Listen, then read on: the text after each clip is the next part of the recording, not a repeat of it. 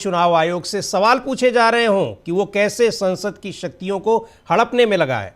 सरकार से सवाल पूछा जा रहा हो कि देश को नीचा दिखाने वाली डोनाल्ड ट्रंप की टिप्पणियों पर वो खामोश क्यों है।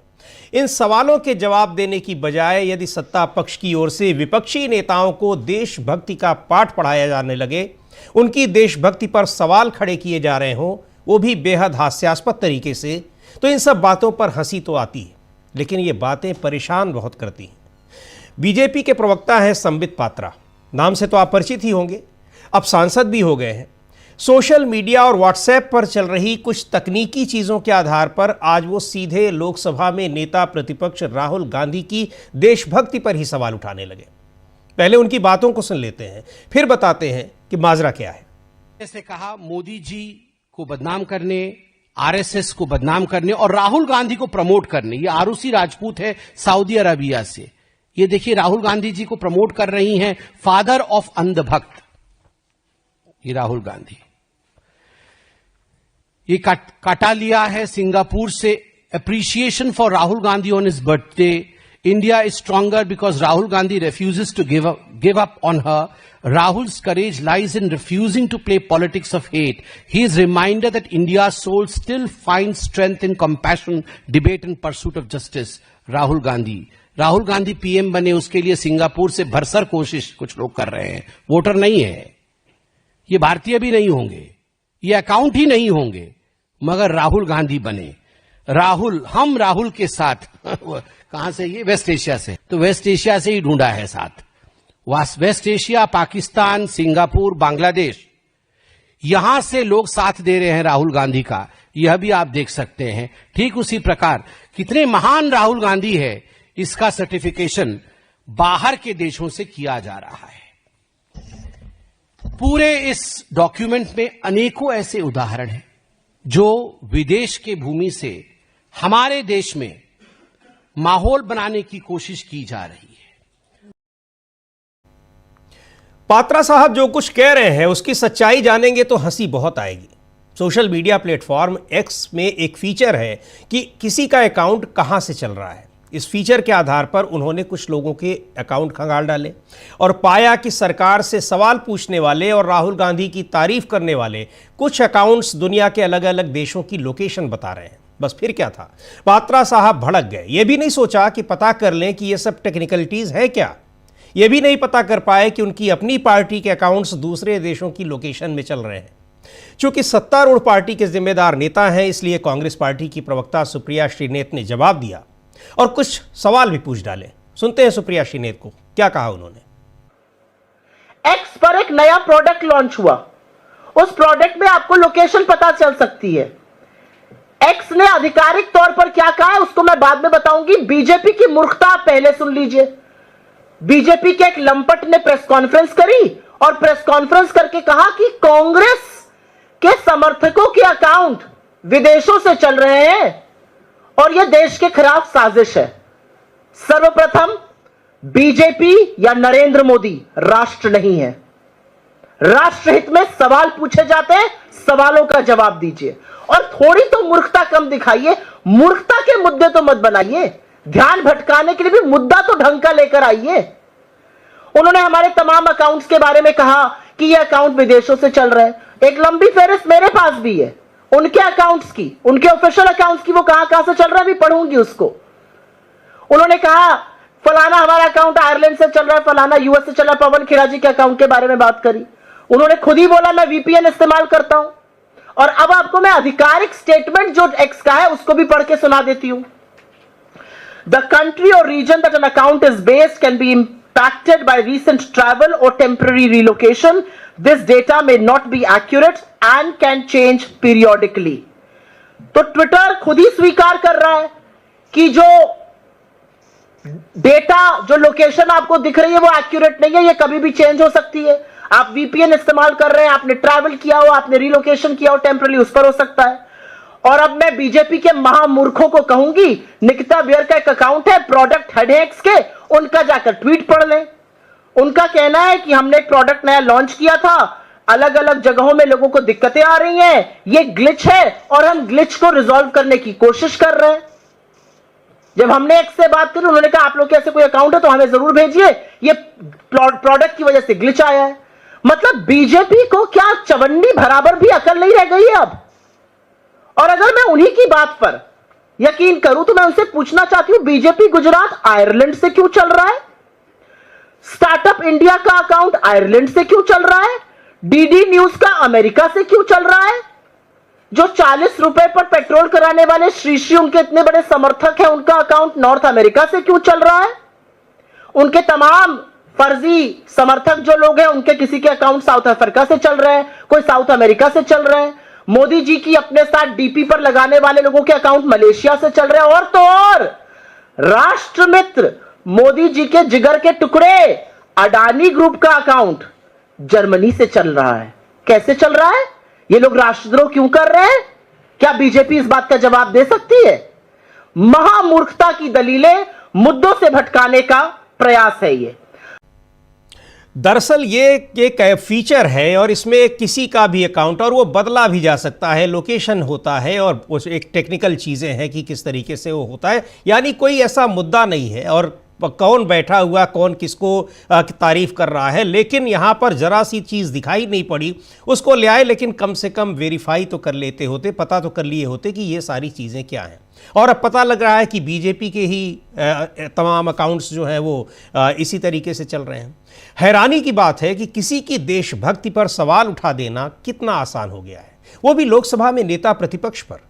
उससे भी ज़्यादा हैरानी की बात तो यह है कि बीजेपी ने इस मुद्दे पर प्रेस कॉन्फ्रेंस करने के लिए किसी प्रवक्ता को भेज दिया। कैसे भेज दिया, ये बहुत हैरानी की बात है। तो दरअसल ज़रूरी मुद्दों से ध्यान भी भटकाना है। सुप्रिया श्रीनेत बता रही हैं कि क्या है, वजह क्या थी, इस पर संबित पात्रा को आकर एक प्रेस कॉन्फ्रेंस क्यों करनी पड़ी। सुन लेते हैं क्या कह रही हैं सुप्रिया श्रीनेत। असलियत यह है, और मैं आप में से कुछ साथियों से हाथ जोड़कर और हंसकर यह बात कहूंगी, main stream media Narendra Modi उनकी सरकार से सवाल नहीं पूछता है। मेन स्ट्रीम मीडिया 26 बीएलओ की मौत पर डिबेट नहीं करता है। मेन स्ट्रीम मीडिया एसआईआर में वोट चोरी पर बात नहीं करता है। मेन स्ट्रीम मीडिया चीन जब अरुणाचल को अपना भाग कहता है उस पर डिबेट नहीं करता है। मेन स्ट्रीम मीडिया आरएसएस के अमेरिका में लॉबियिस्ट को हायर करने पर और $3,30,000 देने पर सवाल नहीं पूछता है। तो अगर सोशल मीडिया में आक्रोश है सरकार की विफलताओं को लेकर, बेरोजगारी को लेकर, महंगाई को लेकर, वोट चोरी को लेकर, चीन की नापाक हरकतों पर, अमेरिका के सामने नतमस्तक हो जाने पर, तो इन सवालों में गलत क्या है? यह पूरा अटेम्प्ट है सवालों को डिस्क्रेडिट करने का, सवालों की मान्यताओं को समाप्त करने की कोशिश इस माध्यम से की जा रही है। सवाल तो आपसे पूछे जाएंगे। दरअसल वोट चोरी और एसआईआर पर घिरी सरकार के सामने सवाल कई है, लेकिन जवाब कोई नहीं। तो बहस की दिशा ही बदल दी जाए। लेकिन राष्ट्रभक्ति पर सवाल उठाने वालों की राष्ट्रभक्ति पर भी एक नज़र देखते हैं। 1 दिसंबर से संसद का शीतकालीन सत्र शुरू हो रहा है, लेकिन उससे पहले राज्यसभा में एक ऐसा फरमान आया है जिसने विपक्ष को भड़का दिया है। राज्यसभा बुलेटिन में कहा गया है कि सांसद जय हिंद और वंदे मातरम जैसे नारों का इस्तेमाल नहीं करेंगे। यही नहीं, सभापति के फैसलों की आलोचना भी नहीं होगी, ना तो सदन के भीतर और ना ही सदन के बाहर। और उधर वोट चोरी के कनेक्शन अमेरिका से भी जुड़े हैं। इस पर बड़ा खुलासा हुआ है। इन सब खबरों और मुद्दों पर बात करने के लिए हमारे साथ वरिष्ठ पत्रकारों का पैनल है। पहले परिचय कराते हैं उन सभी से, स्क्रीन पर लाते हैं और अपने जो गेस्ट हैं, पैनलिस्ट हैं, उनसे परिचय कराते हैं। प्रशांत टंडन जी हैं, वरिष्ठ पत्रकार हैं। आप उनसे उन बातों को सुनते हैं। बहुत सारी खबरें और क्या कुछ चल रहा है देश दुनिया में, हमेशा उनकी नज़र रहती है उन सारी चीज़ों पर। शकील अख्तर साहब हैं, वरिष्ठ पत्रकार हैं। प्रफुल्ल कोलख्यान जी हैं, राजनीतिक विश्लेषक हैं। और अमलेंदु उपाध्याय जी हैं। आप सभी का बहुत बहुत स्वागत है इस कार्यक्रम में, और हमारे तमाम दर्शकों का भी स्वागत है जो हमसे जुड़े हुए हैं और जिन्होंने अभी ज्वाइन किया है। और सबसे पहले प्रशांत टंडन जी आपके पास मैं आऊँगा और उसी खबर से शुरुआत करते हैं जिस खबर में वोट चोरी का जो मुद्दा है और जिस तरीके से ये पूरा छाया हुआ है, वहाँ एक नया खुलासा हुआ है कि उसके तार जो हैं अब अमेरिका से भी जुड़े बताए जा रहे हैं। यहाँ किस तरीके से संबित पात्रा को आपने सुना और दिन में प्रेस कॉन्फ्रेंस की तो आपने सुना ही होगा, अभी भी सुना है।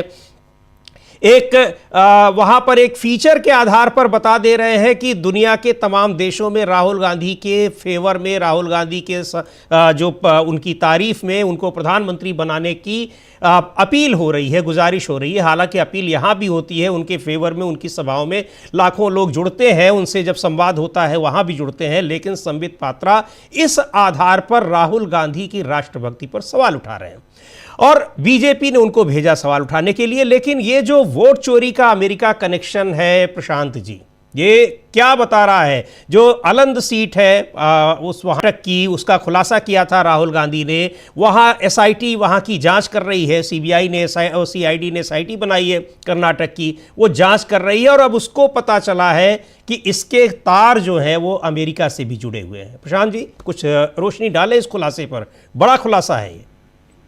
जी देखिए, ये बहुत बड़ा खुलासा है और ये संबित पात्रा को जाने दीजिए। वो संबित पात्रा बहुत सी ऐसी बातें करते हैं वो जो बहुत ध्यान देने लायक नहीं होती हैं, और उनका जवाब सुप्रिया सुले ने दे दिया। भारत के लोकतंत्र को किस तरीके से सिस्टमैटिक ढंग से एक फ्रॉड के जरिए जो है डिरेल पटरी से उतारने काम हो रहा है, इसका खुलासा कर्नाटक की एसआईटी ने किया है। एक व्यक्ति को गिरफ्तार भी किया गया है पश्चिम बंगाल से जी, और उनका नाम है अड्या। और ये जो अड्या है, इसको ये क्या कर रहा था, ये बापी अड्या नाम का ये व्यक्ति है जिसको कि नादिया डिस्ट्रिक्ट से गिरफ्तार किया गया है। ये पहली गिरफ्तारी हुई है और आपको याद होगा कि आलंद डिस्ट्रिक्ट में, आलंद में लगभग 6000 वोटों के को उड़ाए जाने के राहुल गांधी ने खुलासा किया था। और ये कैसे उड़ाए जा रहे थे कि लोगों के पास एसएमएस के अलर्ट आ रहे थे जी। अब एक कंपनी प्रकाश में आई है smsbazaar.com। ये अमेरिका से संचालित होती है और उसके जरिए आपके हमारे किसी के भी मोबाइल की क्लोनिंग हो सकती है, यानी सिम की जी। यानी एक जो है ओटीपी भेजा जाएगा, वो आपके पास भी आएगा और उस कंपनी के ओटीपी बाजार के पास भी जाएगा। जो है वो ट्रांसफर कर रहे थे एक कॉल सेंटर को जो कलबुर्गी में चल रहा था, जिसके जरिए नाम उड़ाए जा रहे थे। तो जो कर्नाटक का एक्चुअल मतदाता था उसके पास भी अलर्ट आया, लेकिन उसको समझ में नहीं आएगा कि इलेक्शन कमीशन का अलर्ट उसके पास क्यों आया। लेकिन उसी के मोबाइल का सिम का दूसरा क्लोनिंग करके और इस SMS bazaar.com के SMS अलर्ट bazaar.com के जरिए वो ओटीपी का इस्तेमाल हो गया मतदाताओं के नाम उड़ाने में। ये इतना बड़ा रैकेट चल रहा था इसमें कि फाइनेंशियल ट्रांजैक्शन भी हुए हैं, इसमें क्रिप्टो करेंसी में ट्रांजैक्शंस हुए हैं। तो अमेरिका, बंगाल, कर्नाटक से लेकर पूरा एक नेटवर्क काम कर रहा था, जो नेटवर्क जो है लोगों के नाम उड़ाने में काम कर रहा था। और एसआईटी ने हाँ प्रशांत जी, इस जो इसको हम बात आगे बढ़ाते हैं, आप अपनी बात कंटिन्यू करेंगे। और राहुल गांधी ने जो कहा था और जिसको लेकर ये इतनी बड़ी जांच हुई और उसमें खुलासा हुआ है, एक बार उस राहुल गांधी की बाइट को भी सुन लेते हैं और किस तरीके से। जी हाँ, एक बार सुन लेते हैं, फिर हम अपनी चर्चा को आगे बढ़ाते हैं। नागराज जी, इन्होंने 2 एप्लीकेशन 36 सेकंड में फाइल कर दी है और मजे की बात देखिए, ये 4 बजे सुबह उठ के फाइल कर रहे हैं। पता नहीं क्या हुआ, 4 बजे सुबह कहा कि भैया मैं 2 वोटर को डिलीट करूंगा, और कितने 36 सेकंड में डिलीट करके फिर सो गए। हमारी माइंड में पहले सवाल था कि क्या इलेक्शन कमीशन भी सो रहा है, मगर नहीं, सोया कोई नहीं है, जगे हुए हैं, सिस्टमैटिकली मदद हो रही है। ये है प्रशांत जी, सुबह 4 बजे लोग वोट डिलीट कर रहे हैं, तो ये पूरा खेल वही है। जी हाँ, पूरा खेल ये OTP bazaar.com के जरिए चल रहा था, जिसमें गिरफ्तारी हुई है। इसमें आलंद के बीजेपी के कैंडिडेट के यहाँ भी छापा पड़ा, उनसे पूछताछ हुई है। और एसआईटी अब अमेरिका से एसआईटी जो है वो रिक्वेस्ट करने जा रही है कि वो इस जांच में सहयोग करें। आपको याद होगा कि एसआईटी ने चुनाव आयोग से भी, कर्नाटक की एसआईटी ने चुनाव आयोग से भी मांगा था कि ये जो लोकेशंस हैं इनकी, लिंक है जो वेबसाइट का, वो आप प्रोवाइड करें कि कहाँ से डिलीशन का आ रहा है। और अब ये खुलासा हुआ है कि ये अमेरिका के जरिए ये काम हो रहा था और ये OTP bazaar.com के जरिए हो रहा था और ये अमेरिका से इंडिया में ये भेजे जाते थे और इसमें 700 रुपए एक OTP का जो है वो चार्ज लिया जाता था। और उसके बाद ये पैसा ट्रांसफर हुआ है क्रिप्टो करेंसी के जरिए।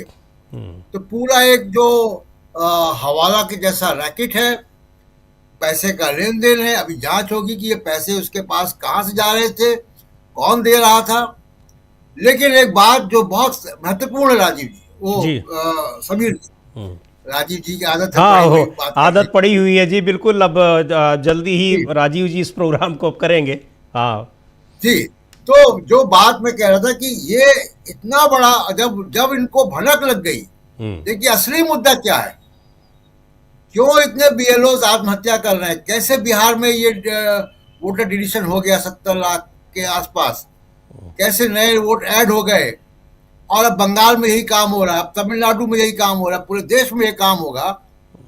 हो क्या रहा था समीर जी कि जब ये भनक लग गई होगी कि राहुल गांधी इस मामले की तह तक पहुंच रहे हैं, जब ये आभास हो गया कि कर्नाटक की एसआईटी को लीड मिल रही है कि ये वोटर डिलीशन का रैकेट चलता कैसे है अमेरिका के जरिए, तब इसको लीगल तरीके से कर दिया गया।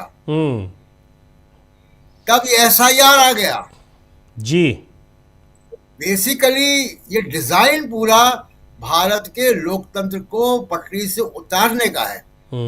भारत के संवैधानिक लोकतंत्र के खिलाफ बड़ी साजिश है, जिसका एक छोटा हिस्सा दिखाई दे रहा है कि किस तरीके से अमेरिका की कंपनी के जरिए भारत की मतदाता सूची में छेड़छाड़ की जा रही है कि विपक्षी पार्टियां न जीतने पाए, तमाम लोगों के यहाँ पे वंचित समाज का और मुसलमानों का और ईसाइयों का, इन सब का नाम हटा दिया जाए, उन लोगों के नाम हटा दिए जाए जो बीजेपी को वोट नहीं देते हैं। अब इसका पूरा एक नेटवर्क जो है वो उसकी तरफ इशारा मिलता है। और फिर मैं कहूंगा कि ये नेटवर्क खुलने जा रहा था जी, इसकी खबर लगी होगी, तो खबर लगने के बाद SIR किया गया है जी, बिल्कुल। SIR और ये घोटाला, ये दोनों भारत के संवैधानिक लोकतंत्र को पटरी से उतारने का काम है और ये एक बड़ा खुलासा है। इस पे अब आगे बात होगी जी, बिल्कुल। ये बड़ा खुलासा है। और चूंकि राहुल गांधी ने कहा था कि आलंद लोकसभा सीट जो है वहां एक विधानसभा में 6000 से ज़्यादा वोट डिलीट कराए गए हैं, और किस तरीके से पूरा प्रेजेंटेशन उन्होंने दिया था, और कहा भी कि ये 6000 पर तो उन्होंने काम किया है, इसलिए ये संख्या बहुत ज़्यादा होगी, और इस तरह से बहुत सारी लोकसभा सीटों पर ये किया गया है। लेकिन ये जिस तरह से अमेरिका की और वेबसाइट के जरिए यहाँ पर उसका पूरा एक नेटवर्क जुड़ा हुआ है इस वोट डिलीशन का, बहुत ये बड़ा खुलासा है। अब देखते हैं कि इसमें आगे और कुछ क्या होता है। लेकिन ये एक पता लग रहा है कि क्या क्या तरीके अपनाए जा रहे हैं कि यहाँ विपक्षी पार्टियों के वोटों को काट दिया जाए और उस तरह के वोट उसमें जोड़ दिए जाएं जो सत्ता पक्ष को सूट करते हो, उनको वोट देते हो। अब SIR को लेकर भी जो बातें चल रही हैं, जिस तरह की चीज़ें आ रही हैं, कैसे यहाँ पर आज सुप्रीम कोर्ट में जब इस पर चर्चा हो रही थी, आगे हम लोग बात करेंगे कि कैसे पूरी तरह से संवैधानिक प्रावधानों को ताक पर रखकर SIR की प्रक्रिया को शुरू किया है मुख्य चुनाव आयोग ने, उस पर भी हम लोग बात करेंगे। लेकिन आपके पास आते हैं प्रफुल्ल कोलख्यान जी। एक बात ये इस पर चर्चा करेंगे कि किस तरीके से राहुल गांधी पर निशाना की कोई एक मौका मिल जाए, ये दो बातें हैं इसमें। एक तो बहुत सारे जो ज़रूरी मुद्दे हैं उनसे ध्यान भटकाने की कोशिश निश्चित तौर पर है, जो सुप्रिया श्रीनेत भी कह रही थी। और दूसरी बात ये, क्योंकि ये ऐसा मुद्दा नहीं है कि एक सत्तारूढ़ पार्टी, नेशनल पार्टी उस पर प्रेस कॉन्फ्रेंस करे बिना कुछ पता लगाए कि ये मामला सब है क्या, कि किसी की लोकेशन ट्विटर पर क्या आ रही है, और उसके आधार पर प्रेस कॉन्फ्रेंस कर दें और आप नेता प्रतिपक्ष को एक उनकी देशभक्ति पर सवाल खड़े कर दें। दूसरी बात यह है कि ये इस तरह से राहुल गांधी के नाम पर अचानक कुछ भी कोई एक पॉइंट झूठा और सही कुछ मिल जाए तो एकदम पूरी तरीके से पूरी भारतीय जनता पार्टी बेचैन सी हो जाती है। क्या वजह क्या है? उधर प्रधानमंत्री नरेंद्र मोदी ये उम्मीद लगाए रहते हैं कि कांग्रेस पार्टी का एक बंटवारा फिर होगा, कांग्रेस पार्टी खत्म हो जाएगी, कांग्रेस मुक्त भारत का सपना देखते हैं। वजह क्या है? धन्यवाद समीर सर, सबको नमस्कार। देखिए, कांग्रेस पार्टी और राहुल गांधी को लेकर के भारतीय जनता पार्टी के लोग इसलिए भी उत्तेजित हो जाते हैं कि उनके सामने लगता है कि एक चुनौती जो है वो सिर्फ राहुल गांधी है। अब देखिए कहाँ कहाँ ये बातें हो रही है। अभी पश्चिम बंगाल में SIR चल रहा है, अभी चुनाव दूर है, लेकिन फिर भी यहाँ इस तरह की हवा बनाई जा रही है कि बिहार की हार को देखते हुए कांग्रेस से तृणमूल कांग्रेस किसी भी प्रकार का चुनावी संबंध नहीं रखेगी, चुनावी गठबंधन में नहीं जाएगी, यानी कि इंडिया गठबंधन वो यहाँ पर वो नहीं रहेगा। तो इसका क्या मायने है? वो तो आप पहले भी नहीं थे, पिछले चुनाव में भी नहीं थे, 2-4 सीट आप दे भी देते तो उससे क्या था। लेकिन कहने का मतलब सिर्फ ये है कि भारतीय जनता पार्टी से जो जरा भी निकटता दिखाने का अवसर होता है वो पहला काम ये करता है कि राहुल गांधी की आलोचना करता है। अब राहुल गांधी की आलोचना करना भारतीय जनता पार्टी के लिए काम का आदमी या काम की संस्था होने की गारंटी हो गई है। जैसा कि कांग्रेस के प्रवक्ता मैडम श्रीनेत ने कहा, सुप्रिया श्रीनेत ने कहा, ये मूर्खतापूर्ण प्रदर्शन है। और वो जानते हैं कि इस समय का जो वातावरण है, जैसा कि उन्होंने इकोसिस्टम बना लिया है, उसी का इकोसिस्टम में लोग सत्य की खोज पर नहीं जाते हैं। लोग अपना कान भले ही कहीं और रखे हों, दूसरे के कान की खोज में कौवा की तरफ बढ़ते हैं। उनको पता है कि उनका कान सुरक्षित है, लेकिन वो कौवा के पीछे भागते हैं दूसरे के कान की तलाश में। मुहावरे सब बदल रहे हैं हमारे समय में। अभी जब इसका अमेरिका का कनेक्शन आ रहा है और जो पहले से इन्होंने कहा हुआ है, और आज आप BLO की जो चर्चा सुप्रीम कोर्ट है उस पर भी आप चर्चा करेंगे, ये बात तो उस समय में हम लोग करेंगे।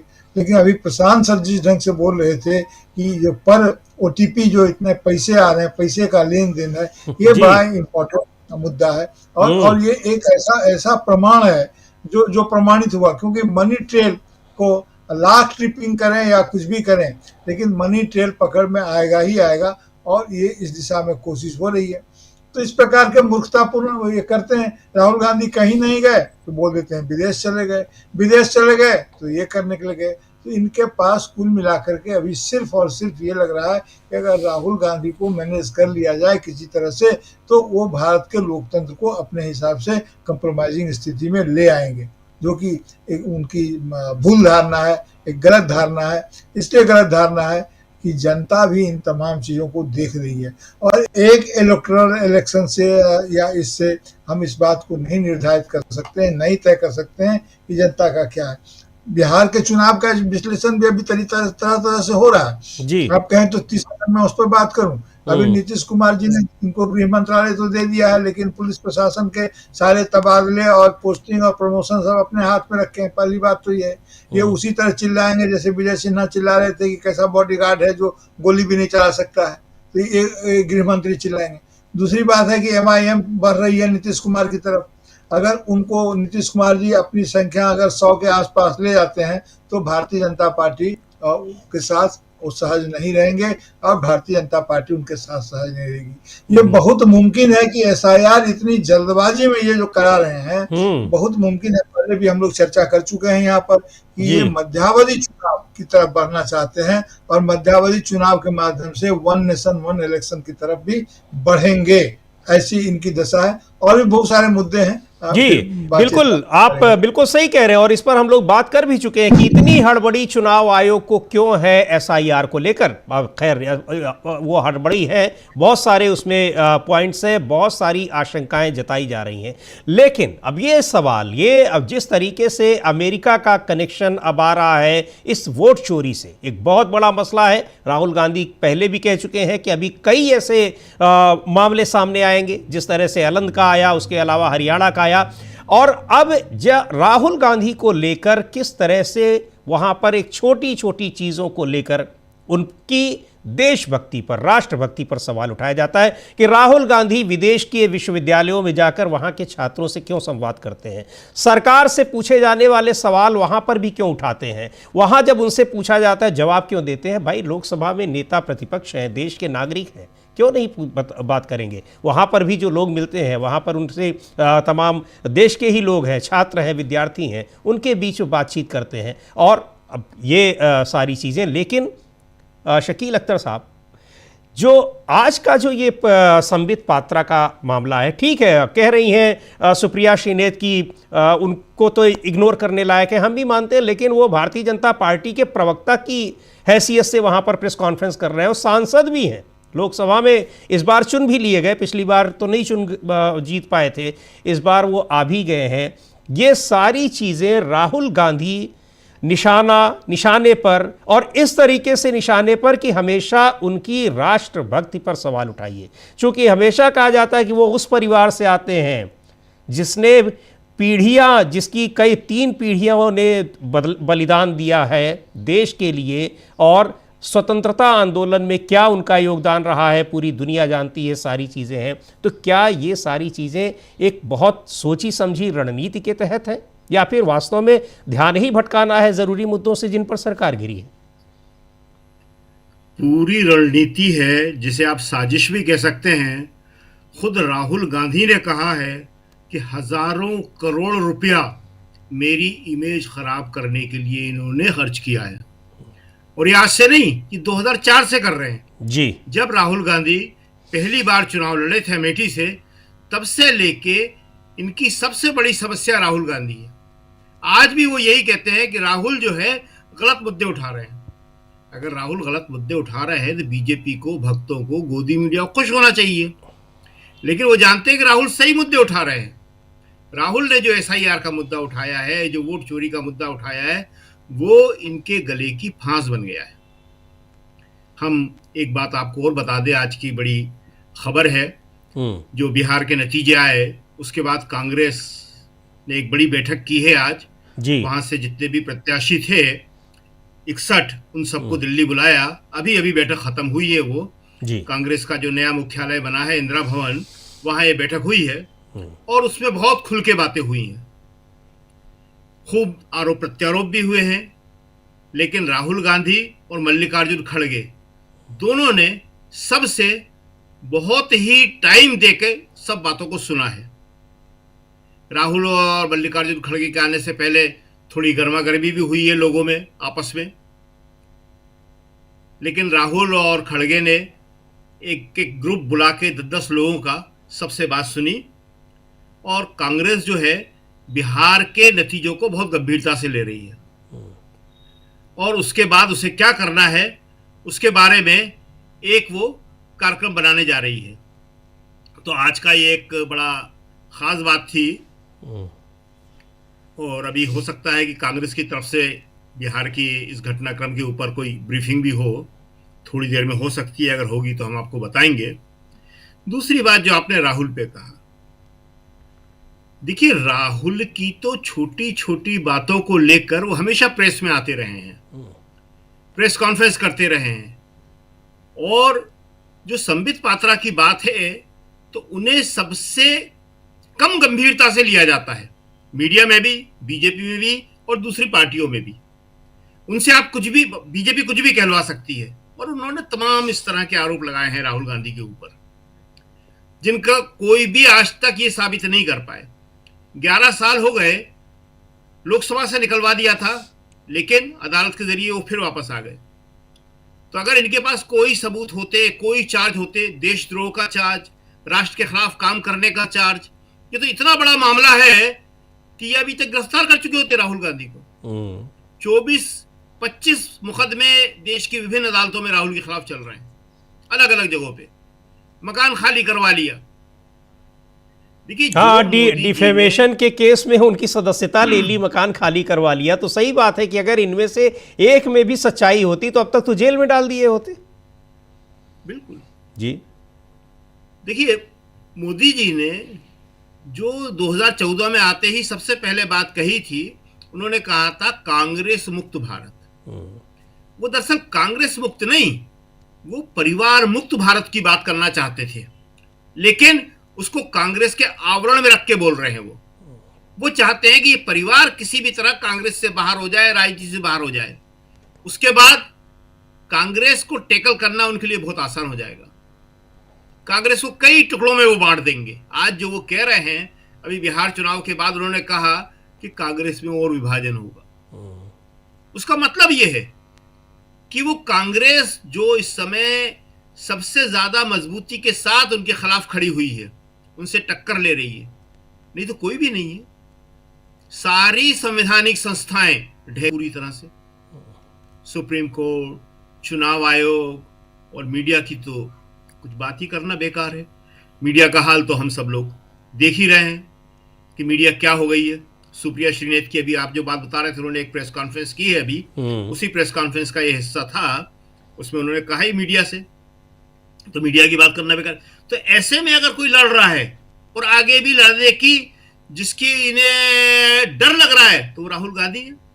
1 दिसंबर से संसद का शीतकालीन सत्र शुरू हो रहा है और वहां पे इस वोट चोरी का मुद्दा बहुत जोर शोर से नेता प्रतिपक्ष उठाने वाले हैं।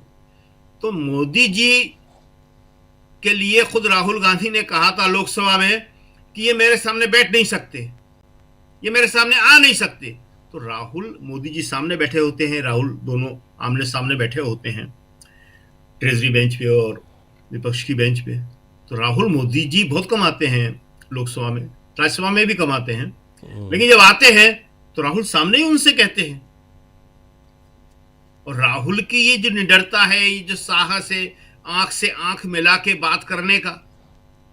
अभी आप देखिए कि अभी जब भी सेंट्रल हॉल में प्रोग्राम होते हैं, अभी एक प्रोग्राम था प्रशासनिक अधिकारियों का जी, संविधान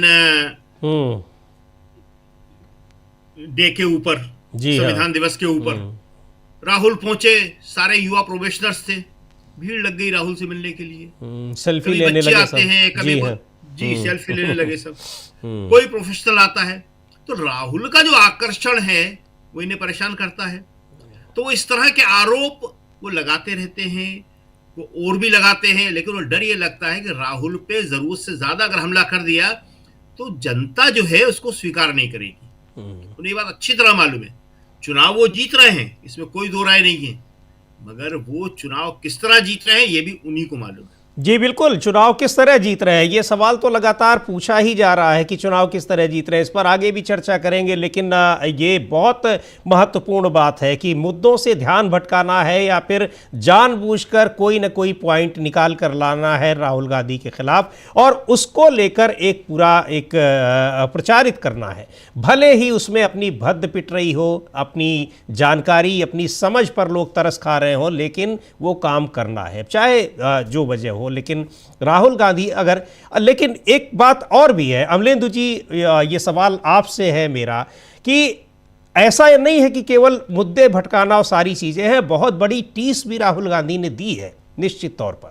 2024 में जो 400 पार का एक नारा था, सपना था, ध्वस्त कर दिया और 240 पर ला दिया। तो ये बहुत बड़ी टीस भी है जिस राहुल गांधी को बदनाम करने में करोड़ों अरबों रुपए खर्च कर दिए गए सिर्फ इसलिए उनकी इमेज को खराब करने में। उस राहुल गांधी के एक अभियान ने इनको लाकर जो 400 पार का सपना था, उस सपने को चकनाचूर कर दिया। तो ये टीस भी है निश्चित तौर पर।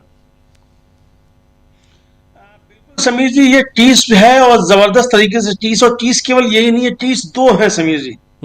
और एक तो चीज ये है कि राहुल गांधी ने जो अपनी भारत जोड़ो यात्रा निकाली, उसने जो इनका नैरेटिव था जिसपे इन्होंने हजारों करोड़ रुपए खर्च किए थे, खुद राहुल गांधी ने कहा कि मेरी छवि खराब करने के लिए हजारों करोड़ रुपए भारतीय जनता पार्टी ने खर्च की, मैंने एक झटके में उस पर पानी फेर दिया। तो एक चीज तो ये है कि जो इतना खर्च किया गया था, जो पप्पू साबित करने की कोशिश थी, हालांकि मुझे लगता है ये पप्पू होना कोई बुरी बात नहीं है, बहुत अच्छी बात है। पप्पू प्यार से हम लोगों को कहा जाता है किसी को जो बहुत निश्चल हृदय होता है, सौम्य हृदय का होता है, वो पप्पू होता है। तो भारतीय जनता पार्टी के अगर पप्पू नहीं होते हैं तो भारतीय जनता पार्टी की दिक्कत है भाई, उनके यहाँ दुष्ट प्रवृत्ति के लोग होते होंगे, कोई पप्पू नहीं होता होगा उनके यहाँ, तो इसलिए उन्हें दिक्कत होती है पप्पू से। तो बहरहाल तो पप्पू की छवि जो थी, जो बनाने की कोशिश की गई थी और जिसपे राहुल गांधी ने खुद कहा कि हजारों करोड़ रुपया खर्च किया गया, उसको एक तो ध्वस्त कर दिया। और उसका नतीजा समीर जी ये हुआ कि उसके बाद राहुल गांधी ने जिस तरीके से संविधान हाथ में लेकर और संविधान बचाने की बात कही, वो बात जन जन तक पहुंची और उसने भारतीय जनता पार्टी को 240 पे लाके पटक दिया। और अगर ईमानदारी से चुनाव हुआ होता तो शायद 140 पे ही था, जो कि हम लोग लगातार चुनाव के दौरान कह रहे थे कि अगर चुनाव स्वतंत्र, निष्पक्षी और पारदर्शी है तो 140 से ज्यादा सीटें नहीं आ रही हैं। और अब जिस तरीके से वोट चोरी के मुद्दे सब सामने आ रहे हैं, किस तरीके से क्या क्या गड़बड़ियां की गई, तो ऐसा थोड़ी है कि विधानसभा चुनाव में ही गड़बड़ियां की गई थी, लोकसभा चुनाव में भी वो गड़बड़ियां हुई होंगी। तो वो जब लोकसभा चुनाव में गड़बड़ियां हुई होंगी तो उसके नतीजे भी थोड़ा सा लाभ मिला, तो 140 से 240 पहुंच गए। लेकिन जो टीस है मन में वो यही है कि राहुल गांधी ने लाकर 240 पे पटक दिया, तो ये टीस बाबा उभर कर आती है। अब संबित पात्रा आ जाते हैं। अब तो खैर संबित पात्रा सांसद भी है, वही जनता ने चुना है, तो कैसे कहा जाए कि वो क्या है क्या नहीं है। बहरहाल पार्टी प्रवक्ता हैं और सत्तारूढ़ दल है भारत। हालांकि आज अमलेंदु जी आज बहुत दिन बाद वो दिखाई पड़े हैं, जहां तक मुझे याद आ रहा है, वो प्रेस कॉन्फ्रेंस करने के लिए काफी दिनों बाद नजर आए हैं, शायद या बीच में आए होंगे तो हमको ध्यान नहीं है। हाँ समीर जी, थोड़ा सा इसमें कद पड़ गया है जब से सांसद चुने गए हैं, तो अब सुधांशु त्रिवेदी से थोड़ा कद ऊंचा हो गया है, क्योंकि सुधांशु त्रिवेदी जो है वो तो राज्यसभा से आते हैं, अब ये जनता से चुनकर आए तो थोड़ा कद थोड़ा ऊंचा हो गया है। तो अब इसलिए वो प्रेस कॉन्फ्रेंस करते हैं, अब टीवी डिबेट पे गालियां ना देते हैं ना खाते हैं, दोनों काम नहीं करते हैं। तो हालांकि हमारे मतलब कांग्रेस के कई प्रवक्तागण जो वो भी बेचारे बहुत परेशान रहते हैं कि संबित पात्रा से गालियां आज उन्होंने खाई ही नहीं, और ना संबित पात्रा को कुछ गालियां दी, वो भी बेचारे परेशान रहते हैं। तो बहरहाल ये गालियां खाने और देने का है, तो एक ने प्रेस कॉन्फ्रेंस की तो दूसरे भी प्रेस कॉन्फ्रेंस करके गालियां वालियां अपना दे दिवा दी। बात कायदे से भी कही जा सकती थी, लेकिन ठीक है, वो अपना ठीक है, जिसको जो करना है वो करे। लेकिन जो बीजेपी की टीस है समीर जी, ये असल में सिर्फ संबित पात्रा की टीस नहीं है, ये एलिगेशन संबित पात्रा के एलिगेशन नहीं है। संबित पात्रा क्या है स्वयं में? कुछ भी नहीं है। संबित पात्रा को जब बीजेपी ने बैठाया अपनी डाइस पर और कहा कि आप प्रेस कॉन्फ्रेंस कीजिए, तो ये बात बीजेपी की तरफ से है, बिल्कुल, यानी नरेंद्र मोदी की तरफ से है, जेपी नड्डा की तरफ से, अमित शाह की तरफ से है। तो वो तो एक तरीके से कहा जाए कि कठपुतली है रंगमंच की, रंगमंच पे आए, कठपुतली जो चलाने वाला था उसने कठपुतली को चलाया, नचाया, और संबित पात्रा ने अपना भाषण दिया और चले गए। तो ये सारी तैयारी यानी बीजेपी की तरफ से हमला बोला गया था। तो परेशानी बीजेपी को समीर जी है वो कुल मिलाकर के यही है। और आज भी राहुल गांधी देखिए रुक नहीं रहे हैं, इतने सारे उसके बाद भी आज भी अगर परेशानी भारतीय जनता पार्टी को है तो बीजेपी को जो है वो राहुल गांधी से ही है।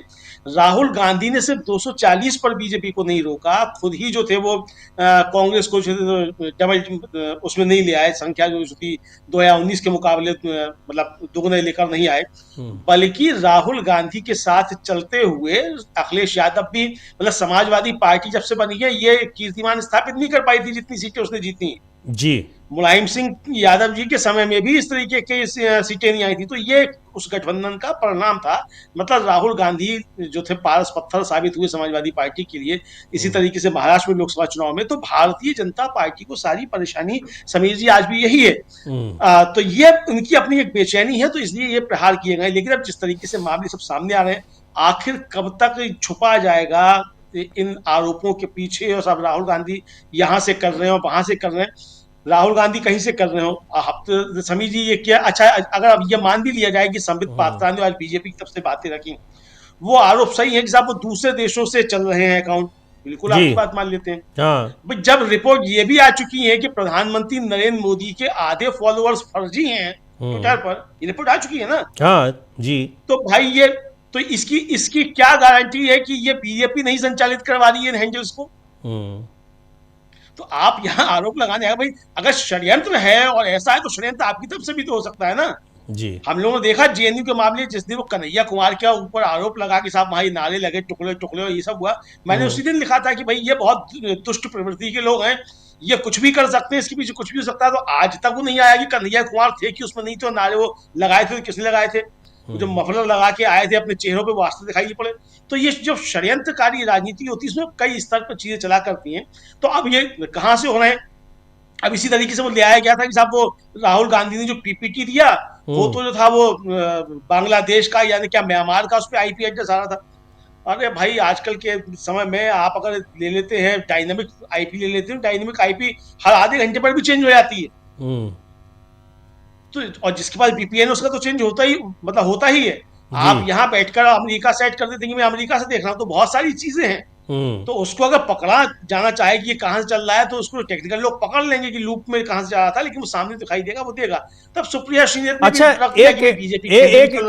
एक मिनट के लिए रोकूंगा अमलेंदु जी, ये खुद भी वो बता रहे हैं कि इसको चेंज किया जा सकता है, वो किया, लेकिन उसके लिए वो प्रेस कॉन्फ्रेंस कर रहे हैं कि राहुल गांधी की तारीफ करने वाले अकाउंट जो है विदेश से चल रहे हैं। कह भी रहे हैं कि ये बदला भी जा सकता है। मतलब देखिए, अब हंसी तो आ रही है, लेकिन कितनी गंभीर बात है कि यह राजनीतिक प्रतिद्वंद्विता या राजनीतिक विरोध किस स्तर तक की सीमा पर जा चुका है। बिल्कुल समीर जी, यही बात है कि राजनीतिक विरोध किस स्तर जा चुका है। अब देखिए, आप जीमेल का इस्तेमाल करते हैं, जीमेल का डाटा सेंटर कहाँ है? अमेरिका में है। AWS सबसे बड़ा जो है वो डाटा सेंटर है समीर जी, उसमें आउटरीच आया था, ट्विटर तक बंद हो गया था। कहाँ है वो अमेरिका में है। तो तमाम डाटा सेंटर्स बड़े जो हैं, जो बड़ी कंपनियां हैं, अब आप भले ही जो है जोहो पे ट्रांसफर कर दें अपने gov.in को सारे को, लेकिन वो उसके भी डाटा सेंटर यहाँ नहीं है, उसके भी अमेरिका में ही है। तो डाटा सेंटर सारे अमेरिका में है, या चीन में है, या जर्मनी में है। तो भाई आईपी एड्रेस वहां के भी दिख सकते हैं। और समीर जी, ज्यादा नहीं, आप खर्च कीजिए कुछ 100-150 रुपया करीब, परमानेंट आईपी एड्रेस ले लीजिए, जहां का चाहे वहां का ले लीजिए, और चलेगा आपका उसी पे, वही आपको दिखाएगा कि आपके पास ये है आईपी एड्रेस। तो ये तकनीकी चीजें हैं। चूंकि डिजिटल इंडिया तो हो गया, लेकिन भारतीय जनता पार्टी जो है, और चुनाव आयोग अभी तक डिजिटल नहीं हो पा रहा। भारतीय जनता पार्टी अगर डिजिटल हो गई होती और डिजिटल इंडिया समझ रही होती, तो कहती कि भाई ये तो चीज हो सकती है, आईपी एड्रेस बदल सकते हैं। चुनाव आयोग अगर डिजिटल हो गया होता, तो जो SIR की लिस्ट 2002 की 2003 की जारी कर रहा है, तो मशीन सर्चेबल कर देता, सर्चेबल आप नाम से सर्च कर लीजिए। लेकिन नहीं कर रहा, तो आप लेकिन मुझे नहीं लगता अमलेंदु जी की नहीं हुआ है डिजिटल। मतलब आज ही जो खुलासा हुआ है, प्रशांत जी अभी पूरा उसका डिटेल बता रहे थे, क्या इसको आप नहीं मानते हैं कि वो डिजिटली है और टेक्नोलॉजी के लेवल पर कितना समृद्ध है? अगर वो खबर सही है, और जिस तरह से SIT ने पूरी जांच पड़ताल करके ये चीज़ें निकाली हैं कि कैसे यहाँ पर वोट डिलीशन कराए जा रहे हैं और उसके तार अमेरिका से जुड़े हुए थे, तो ये है, लेकिन नहीं दिया जा रहा है, तो उसके पीछे हम ये नहीं मानेंगे कि वो टेक्नोलॉजिकली जो है वो टेक्निकली साउंड नहीं है। वो इसलिए नहीं है कि उसमें उनको दिक्कत है। सही बात है कि सर्चेबल रहेगा तो आप सीधे अपना नाम ढूंढ लेंगे, और आप ही की तरह के 10-20 नाम और होंगे तो वो भी निकल कर चले आएंगे। 50,000 लोगों में आपको अपना नाम ढूंढना होगा, तो आप 100 नाम ढूंढने के बाद छोड़ देंगे कि जाने तो कौन ढूंढे अब इसको। जी देखिए बिल्कुल वो है, लेकिन वो वोट चोरी करने के लिए है ना। वोट चोरी करने के लिए जिसे वो आउटसोर्स कर रहे हैं कि भाई अमेरिका में बैठकर कोई करे। तो यही तो कहा जा रहा है कि भाई आप तो अमेरिका में बैठकर वोट चोरी करा रहे हैं ना। यही तो राहुल गांधी बता रहे हैं। तो आप जो भी आरोप लगा रहे हैं, तो भाई पहले खुद अपनी जगह ठीक हो लो, तब दूसरे की तरफ आरोप लगाओ। और इन आरोपों से कुछ होता नहीं कि साहब मेल कहां से चल रहा था, कि अकाउंट कहां से चल रहा है। अरे कहीं से चल रहा हो भाई, क्या दिक्कत है? आप बताइए कि आपसे जो सवाल पूछे जा रहे हैं, उन सवालों के क्या भारतीय जनता पार्टी के पास कोई जवाब है?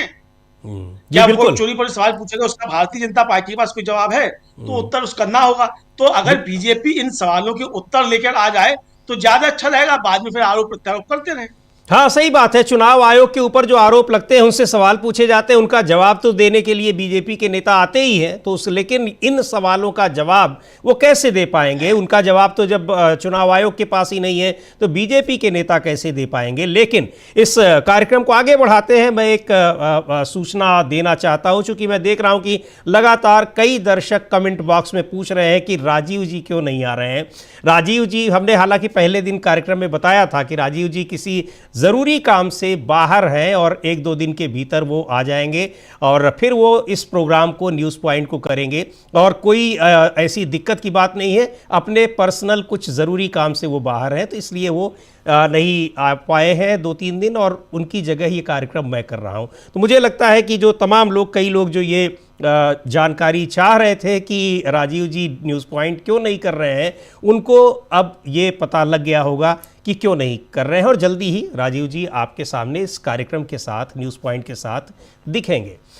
प्रशांत जी, कार्यक्रम को आगे बढ़ाते हैं और एक बार फिर से उन सवालों पर जाते हैं कि आखिर किस क्या मतलब उसके लिए कोशिशें की गई, कैसे मैनिपुलेट किया जाए पूरे इलेक्शन प्रोसीजर को, पूरी जो चुनावी प्रक्रिया है, और इन सब के बीच अलग अलग तरीके अपनाए गए।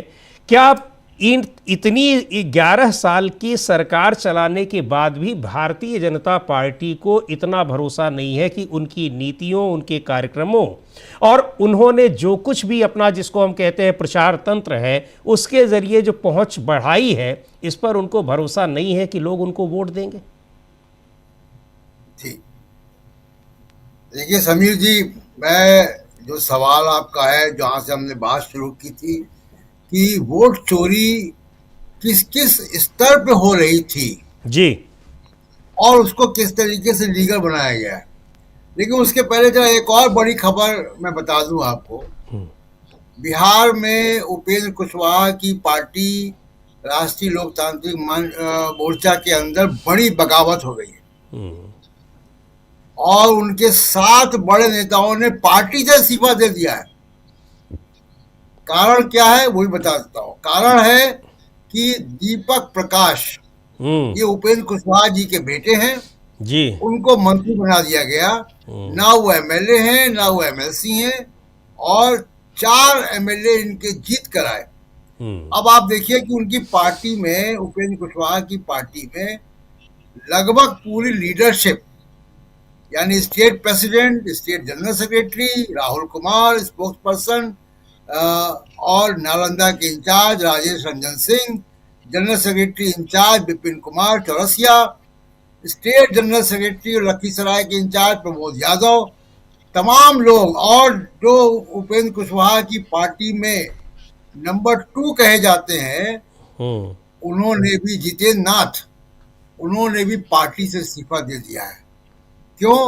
क्योंकि पार्टी में उनके उपेंद्र कुशवाहा के बेटे को मंत्री बना दिया गया और जो 4 एमएलए जीत कर आए उनको नहीं बनाया गया जी, दीपक प्रकाश। अब ये बड़ी बगावत एनडीए के अंदर हुई है और अब आप देखिए कि ये नीतीश कुमार की सरकार को अस्थिरता की तरफ जाने की शुरुआत यहाँ से हो गई है और ये अब बिहार की राजनीति में नया चैप्टर। लेकिन अब प्रशांत जी ये एक सेकेंड, मुझे भी ध्यान आ गया तो मैंने कहा उनकी बात चल रही तो कही थी, ये मुझे उपेंद्र कुशवाहा बड़े ईमानदार व्यक्ति लगे और मुझे आज तक किसी भी पार्टी का नेता ऐसा नहीं मिला जो ओपन खुले मंच से ये कहे कि मुझे अपने विधायकों पर भरोसा नहीं है, कब वो कहाँ चले जाए, इसलिए मैंने अपने बेटे को मिनिस्टर बना दिया है। ये खुद उन्होंने कहा था और देखिए मिनिस्टर बेटे को बनाया और यहाँ पार्टी लोग छोड़ने लगे। तो अगर एक विधायक को बनाए होते तो हो सकता है 3 विधायक बाकी चले गए होते, ये भी तो हो सकता है। ये मैं हल्के अंदाज में कह रहा हूँ, लेकिन उपेंद्र कुशवाहा ने अपने ही विधायकों पर अविश्वास जताया था खुले मंच से। अब आप देखिए ना कि ये पूरा कैंपेन बिहार का, नरेंद्र मोदी का और नीतीश कुमार का, देखिए जी, परिवारवाद। ये परिवारवाद नहीं है कि एक बेटा उपेंद्र कुशवाहा का, जो कि ना एमएलए है ना एमएलसी है, उसको मंत्री बना दिया गया और चुने हुए लोगों को मंत्री नहीं बनाया गया। और ये पार्टी के अंदर बड़ी बगावत उनकी हुई है। और आप देखिएगा कि ये राजनीति अभी कैसे अनफोल्ड होती है। आज की घटना है, आगे इसमें हम देखेंगे जी। अब बात आते हैं कि वोट चोरी जो अलंग का मामला जो अमेरिका तक तार जुड़े हुए हैं। देखिए, इलेक्शन कमीशन ने कर्नाटक की एसआईटी को कोई सहयोग नहीं दिया। चिट्ठियों पर चिट्ठियां उन्होंने लिखी, राहुल गांधी ने प्रेस कॉन्फ्रेंस की, कांग्रेस के नेताओं ने प्रेस कॉन्फ्रेंस की, बावजूद इसके इन्होंने ये कनेक्शन जोड़ा। एक व्यक्ति को गिरफ्तार किया गया, अभी पहली गिरफ्तारी इस पूरे घोटाले में हुई है और उससे पूछताछ के बाद ही वो पता लगा कि मोडस ऑपरेंडी क्या है जी। किस तरीके से अलंग में फर्जी तरीके से ओटीपी भेजा जा रहा है और वो ओटीपी कहीं और भी जा रहा है और उस ओटीपी का इस्तेमाल करके वोट काट दिए गए 6000। ये तो बगैर चुनाव आयोग के सहयोग से हुई जांच में पता चला है। राष्ट्रीय स्तर पे ये कितना बड़ा हो रहा था, क्योंकि राहुल गांधी कई बार कह चुके हैं कि और दिखाई भी देता है ये इंडस्ट्रियल स्केल पे चल रहा था। क्योंकि मैं फिर से कहूंगा कि क्योंकि इसकी कलई खुल रही थी तो ये एसआईआर लाया गया और ये एसआईआर में भी वही हो रहा है। अब वो पहले रात के अंधेरे में हो रहा था, अब ये काम दिन के उजाले में हो रहा है, लोगों की मौत पे हो रहा है, आत्महत्याओं पे हो रहा है। तो ये एक बड़ा मुद्दा है जो वोट चोरी की किस तरीके से भारत के संवैधानिक लोकतंत्र को खत्म किया जा रहा है और यहाँ पे एक सिंगल पार्टी ऑटोक्रेसी की तरफ देश को ले जाया जा रहा है। जी बिल्कुल। तमाम पॉलिटिकल पार्टीज को, सिविल सोसाइटी को, देश के नागरिकों को इस पे नए सिरे से आंदोलन की एक रूपरेखा बनानी चाहिए कि किस तरीके से इसको बचाएं। बिल्कुल कहा ही था राहुल गांधी ने कि बाकायदा कॉल सेंटर बनाकर ये एक पूरा एक कॉरपोरेट टाइप का सिस्टम बनाया गया था और जिसके जरिए ये सारा काम हो रहा था। कहा था उन्होंने अपनी प्रेस कॉन्फ्रेंस में उसी समय। और वही इसी कलबुर्गी के कॉल सेंटर में से जहां से नाम उड़ाए जा रहे थे उसके लिए ओटीपी की हार्वेस्टिंग हो रही थी, क्योंकि ओटीपी चाहिए होता था। राहुल गांधी की प्रेस कॉन्फ्रेंस के बाद वो उन्होंने तब्दीली किया, उसको आधार से लिंक किया है, लेकिन एक कॉल सेंटर जहां पे ये हार्वेस्टिंग हो रही थी अमेरिका के जरिए, अब इस पे चुनाव आयोग क्या करता है ये देखना है कि चुनाव आयोग इस पे संज्ञान लेता है क्या, चुनाव सुप्रीम कोर्ट संज्ञान लेता है क्या कि अगर भारत के संवैधानिक लोकतंत्र को, मताधिकारों को, भारत की मतदाता सूची को अमेरिका से एक कंपनी शामिल है जो उसको ऑल्टर कर रही है, जो उसको परिवर्तित कर रही है और उसमें खास तरीके के नतीजे निकाले जा रहे हैं इलेक्शन रिजल्ट में। तो ये पूरी जो प्रक्रिया है चुनाव आयोग की, मॉडल कोड ऑफ कंडक्ट, लाखों करोड़ रुपए का खर्चा, बैलेट पेपर, ईवीएम, ये अफसर, ये सिक्योरिटी डिप्लॉयमेंट, प्रचार, इसका कोई मतलब ही नहीं है। बिल्कुल। अगर ये इस तरीके से ओटीपी हार्वेस्ट करके लोगों के नाम उड़ा दिए जाए या जो एसआईआर के जरिए लाखों नाम उड़ाए जा रहे हैं और कुछ अदृश्य लोगों के नाम जोड़े जा रहे हैं तो ये पूरी चुनाव प्रक्रिया का क्या मतलब रह जाता है। बिल्कुल, इसीलिए ये इतना जो पूरा अभियान चलाया है राहुल गांधी ने वोट चोरी का लेकर और जो सामने नज़र आ रहा है एसआईआर पर, सबसे पहले उन्होंने इस एसआईआर को लेकर विरोध जताना शुरू किया और बताया था कि ये वोट चोरी का एक नया तरीका है। और देखिए बिहार में जो कुछ भी चुनाव के परिणाम आए, जो आशंकाएं जताई जा रही थी बिल्कुल उनके अनुरूप परिणाम आए हैं। तो ये सारी चीज़ें किस तरह से हो रही हैं बहुत अत्याधुनिक तरीके से, बड़े खामोशी के साथ। और आपने कहा कि चुनाव आयोग इसका जवाब देगा। चुनाव आयोग क्या जवाब देगा? उसका तो एक रटा रटाया जवाब है, मिसलीडिंग, सब गलत है, सब खत्म है। जितना पूरा का पूरा विपक्ष चुनाव आयोग की निगाह में झूठा है, गलत है, केवल चुनाव आयोग सही है। और चुनाव आयोग सही भी है, चुनाव आयोग बहुत ही टेक्निकली साउंड भी है, क्या क्या कुछ कर रहा है वो दिखा रहा है। लेकिन ये ऐसी चीज़ें हैं जो छिपी नहीं रहती हैं कोई भी चीज़ें, और कहा भी राहुल गांधी ने कि ये एक एक करके हम सारे खुलासे करेंगे। आप बता रहे थे कि पूरे देश में और सबसे महत्वपूर्ण सीट वाराणसी, जिसको लेकर जो वहाँ हारे हैं अजय राय, वो तो सीधे तौर पर कहते हैं कि ये केवल और केवल चोरी किए गए वोटों से जीते हैं प्रधानमंत्री। उनका तो खुलेआम वो ऐलान करते हैं इस बात को, और उनके समर्थकों ने उनको वहाँ प्रशांत जी घोषित कर दिया है सांसद। आपको पता होगा वहाँ पर उनके जो समर्थक हैं उन्होंने कहा कि वाराणसी से निर्वाचित सांसद आप ही हैं, क्योंकि प्रधानमंत्री मोदी चोरी के वोटों से जीते हैं। खैर, लेकिन आधिकारिक रूप से प्रधानमंत्री मोदी ही जीते हैं। इसीलिए जब भी किसी नए बम को फोड़ने की बात करते हैं राहुल गांधी, तो लोगों को यही लगता है कि शायद अब वाराणसी वाला बम फूटने वाला है। लेकिन मुझे लगता है कि एक न एक दिन वो फूटेगा बम। उसका पूरा का पूरा जो डेटा है वो वहाँ पर है, उसको स्टडी किया जा चुका है।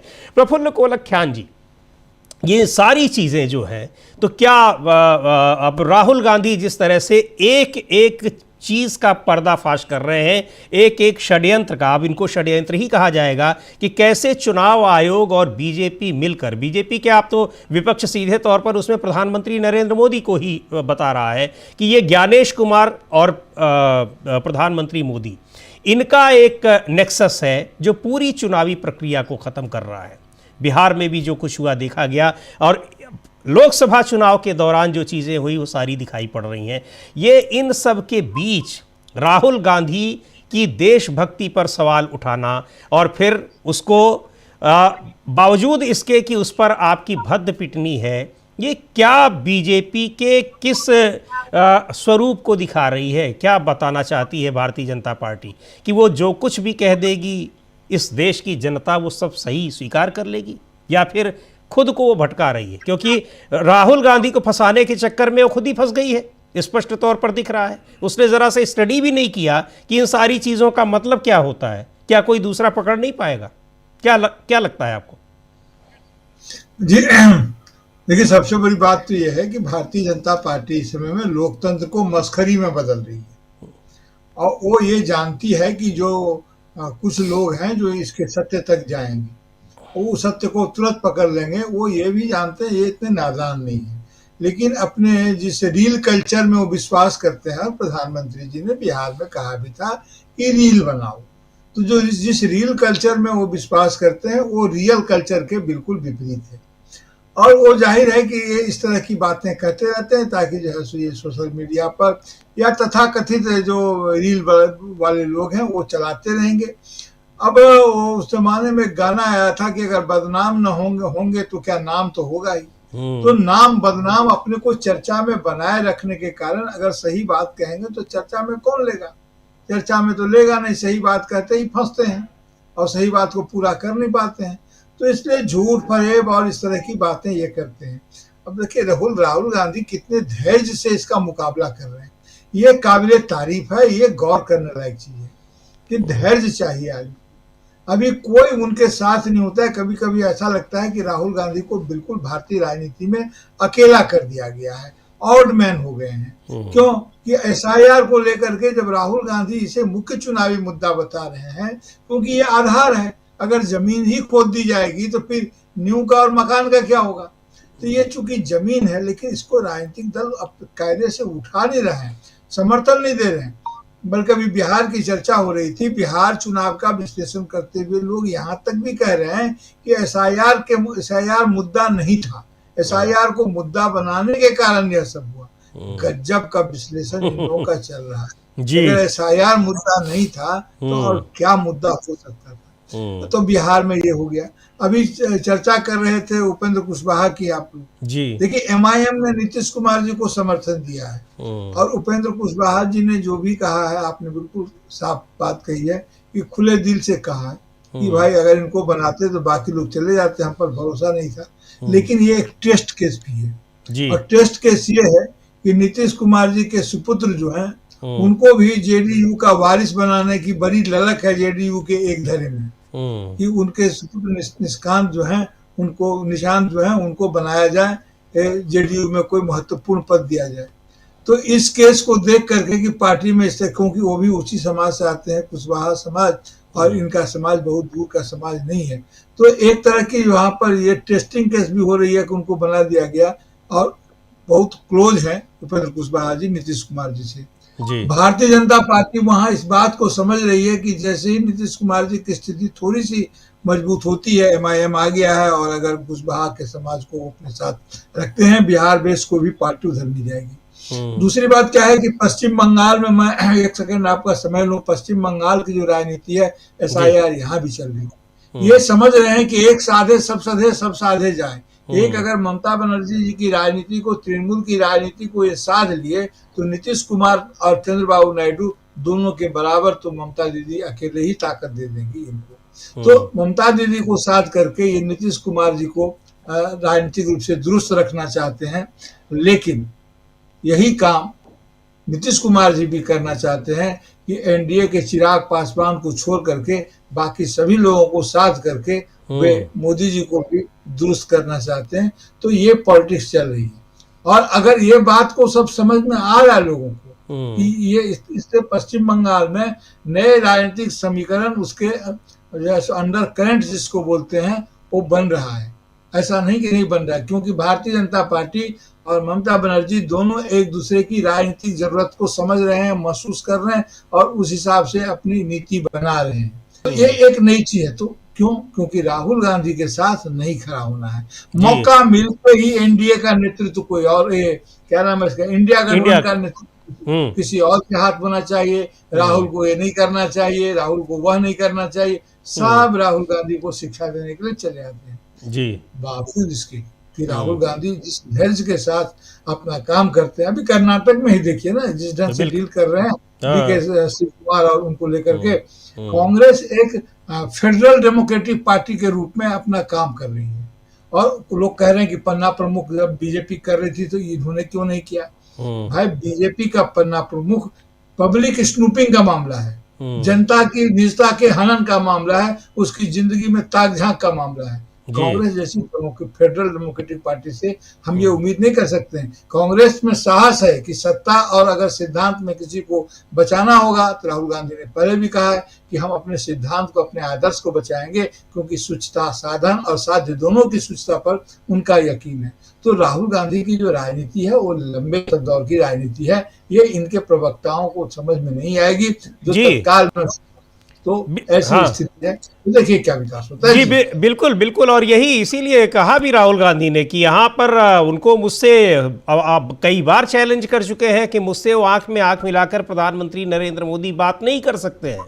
और उन्होंने ये भी कहा कि 2024 के चुनाव में अगर हमारी जीत भले नहीं हुई है, लेकिन इस परिणाम ने ये दिखा दिया, बहुत कुछ संदेश दिया है। और संदेश ये दिया है कि प्रधानमंत्री नरेंद्र मोदी ने खुद को अपने आप को कैसे बदल लिया। आपको याद होगा, अमलेंदु जी ज़्यादा बेहतर बताएंगे कि उसके बाद उन्होंने भगवान श्री राम का नाम लेना बंद कर दिया, जय जगन्नाथ कहना शुरू कर दिया। ये अलग बात है कि अभी फिर वो गए हैं 2 दिन पहले और अयोध्या में झंडारोहण करके आए हैं मंदिर में। शकील अख्तर साहब, अब ये जिस तरीके से ये टारगेट करने की बार बार कोशिश की जाती है, और इन सब चीज़ों में यहाँ पर राहुल गांधी हर एक चीज़ में आते हैं, संविधान को लेकर वो सवाल उठाते हैं। संविधान दिवस पर भी उन्होंने जिस तरह का ट्वीट किया था हम लोगों ने देखा था। इस संविधान के मसले पर उन्होंने बीजेपी को एक तरीके से जो चोट पहुंचाई है, वो ठीक है कि यहाँ पर सरकार बदल नहीं पाए, लेकिन सरकार कहाँ से कहाँ पहुंच गई वो दिखा दिया उन्होंने। उसके बाद अपनी सरकार नए तौर तरीके अपना रही है चुनाव जीतने के। अगर विपक्ष के आरोपों को हम सही मानते हैं तो ये इसके पीछे जो सबसे बड़ा कारण है वो राहुल गांधी ही इस समय बीजेपी को दिखाई पड़ रहे हैं। और यही कारण है कि कुछ भी होता है तो सीधे टारगेट पर वो रहते हैं। लोकसभा चुनाव में भी वो टारगेट पर रहे हर जगह। इसके अलावा राज्यों के विधानसभा चुनाव में भी टारगेट पर रहते हैं।